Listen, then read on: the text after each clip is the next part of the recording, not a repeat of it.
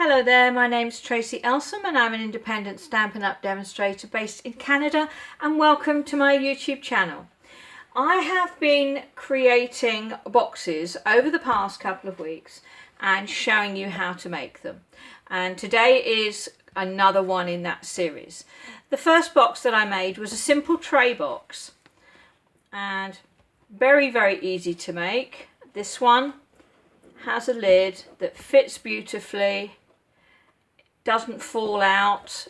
It's just a lovely box. So that was the first one that I showed you. Then last week I showed you this version, which is effectively the same tray box, but this time I've turned it into a book style box by adding a cover, and in this case I added the front of a card from the Paper Pumpkin kit to decorate it. So this week I'm going to do another version, another take on that tray style box, and this one is either known as a drawer box or a matchbox. The one I'm going to make would be for very large matches. So I'm going to start with the simple tray base, and here I have a piece of real red card. It is 7.5 inches by 11, so I've just trimmed a little bit off, and using my new trimmer I am going to now score it. Now on this new trimmer we have up to 1.5 inches to the right of the trimmer blade. Now I'm going to push the trimmer blade out of the way and I'm going to just use the scoring blade. So I'm going to score this at 1 3/4, in fact. So I'm going to start from this side because I don't have enough from the other side. So there we are, 1 3/4. And I'm going to score it on each side at 1 3/4 inches.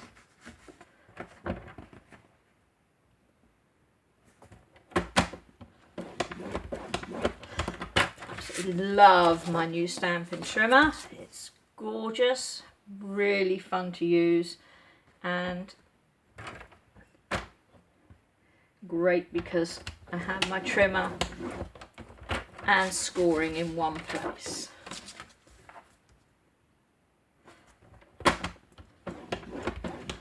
So there we go. All I've done is I've scored on each of the 4 sides at 1 3/4 inches. Now I'm going to grab my paper snips, and in exactly the same way as we did for the other tray boxes, we're going to cut a little notch from either side of the square tab on the corner. So straight up, and then just notch into the tab up as far as that score line. So that's 2. Turn it around, do the same from the other end. And what this does, this notch helps the box to sit neatly when you assemble it. Now if you want to see my previous posts and YouTube videos with this box, I'll put a link on my blog post so that you can watch that, and there's also a diagram to explain how to create the boxes. So now I'm just going to use my bone folder, sharpen those creases. There we go. And then to assemble it, it's really simple. A little bit of glue on each tab, and you just bring it in and line up that cut edge with the crease. Same again, bring it in, line that cut edge up with that creased bit, and then do the same on the other side.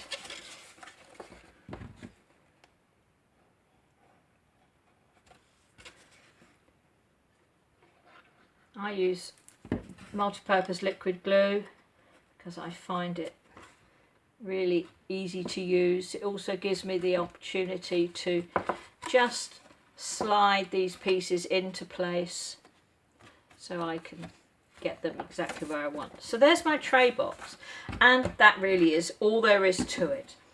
Now this time what I want to do is to create a drawer style.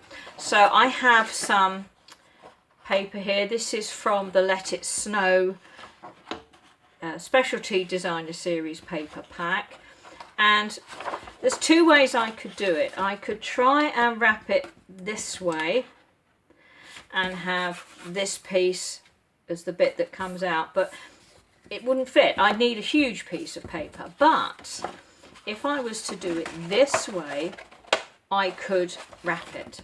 So what I want to do is to cut this paper that length, which is 7.5 inches. So let's bring my paper in. We're going to cut that, pull out the extension arm, and we're going to cut that at 7.5 inches.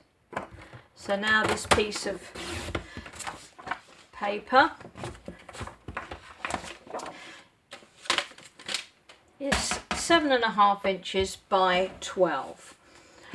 All I need to do now is to put my box in place and wrap it around. And what I want to do is have the seam on the bottom. It's nice to have it there so you don't see it when it's put together. So what I'm going to do is I'm going to rest my box in place, and then I'm going to wrap this around, and I'm going to very gently give it a little crease, line it up and sharpen that crease with my bone folder. So that's the first one. Now I can look at the next piece, give that a little bit of a crease. I'm just bending it very gently so that I can see where to put my creases. And then again, I'm going to sharpen that crease with the bone folder. So we're halfway there.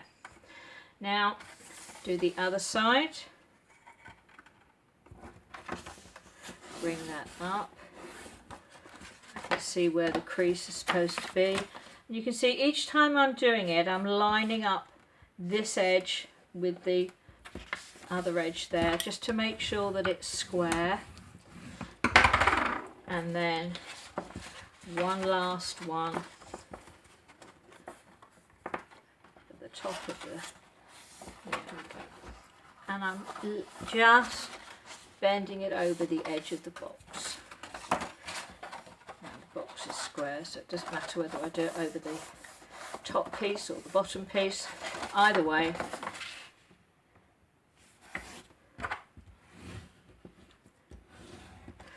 there we go. So effectively that's what I have now.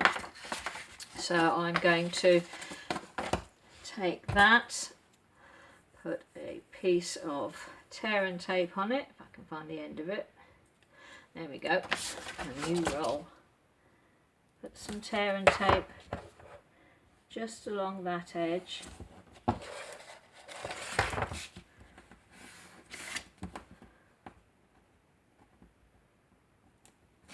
Take the backing off, and now when I put the box in, I can just gently line that up, and there is my drawer box. As I said, it's a matchbox for enormous matches. Now just to finish it off, I have stamped this greeting. It's from the Host stamp set, Greatest Part of Christmas. It's got some lovely sentiments in it, and I'm just going to use my liquid glue again on there. These were cut out using the stitched nested labels, and counting from the smallest up, I've got number 7 and number 8, so in fact it's the two largest ones. And there is my box. Now one thing I would say is, because this is just paper, it's not as sturdy as some of the other boxes, which is why you tend not to do it with giant boxes like this, but I wanted to show you in a big enough design so that you would be able to see it. You can just leave the box like this and just slide it in and out by pushing on the end, or you could punch a little thumb notch with a small punch, a 3/4 inch or a 1/2 inch circle punch, or you could put a hole in the end and put some twine or some ribbon on the end to pull it in and out. Either way. So I think I will probably add a little bit of ribbon to this once I have filled it, and there I have one really pretty gift box, nice and easy to do, with the standard tray box underneath, and another option for when you want to wrap a gift. So I hope that's been useful. As I say, on my blog today I'll put all the sizes and dimensions and all the products used for today's project. There'll also be links to these two projects as well, in case you missed them first time round. So I hope you'll join me again next week when I'll have another box making idea for you. And if you have any questions, please do leave a message in the comments and I'll do my best to help. In the meantime, do click and subscribe down below, and make sure you click on the little bell icon as well so that you get an email next time I post another YouTube video. So thank you very much for watching again. Do visit my blog at www.papercraftwithme.com. But for now, thanks very much and bye bye.